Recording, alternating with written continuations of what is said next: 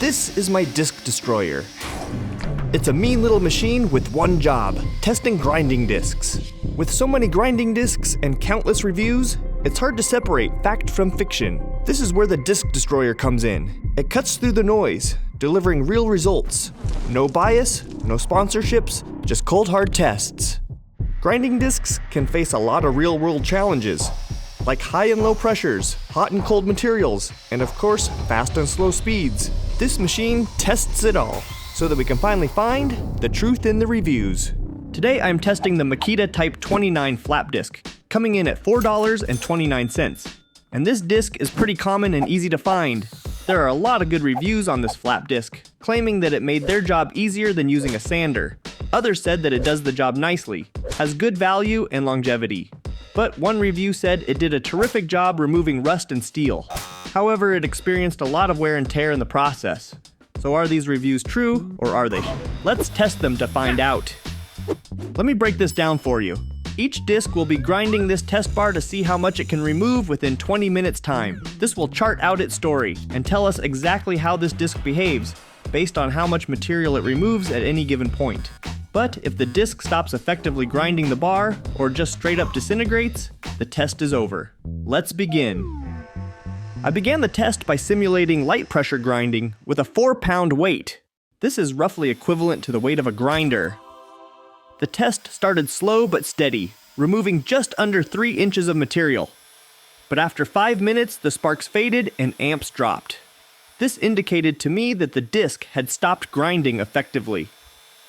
So, since these results weren't matching up with the reviews, I wanted to test the abrasive. So I preheated the test material to simulate grinding a hot weld.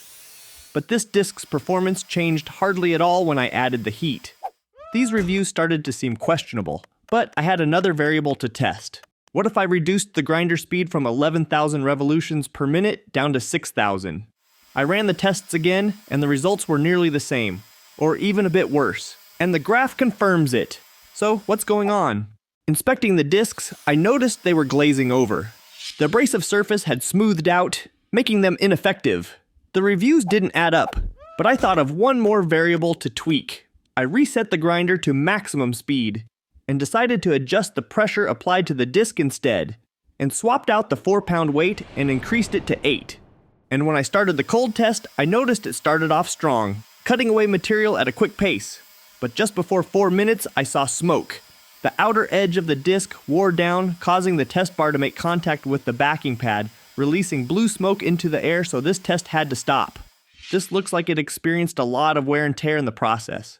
Let's see how it would fare grinding a hot weld at this pressure. So I added the heat, and this disc started grinding and grinding and grinding, and lasted the entire 20 minutes of the test.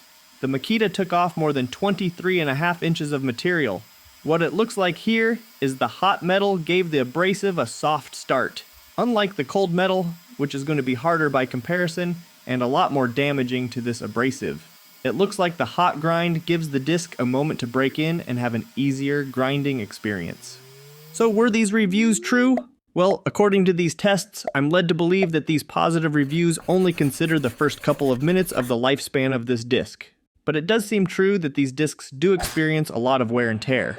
If you'd like to see the data I've collected for this disc, as well as the other discs in these tests, I've posted them at the Fireball forum, linked in the description.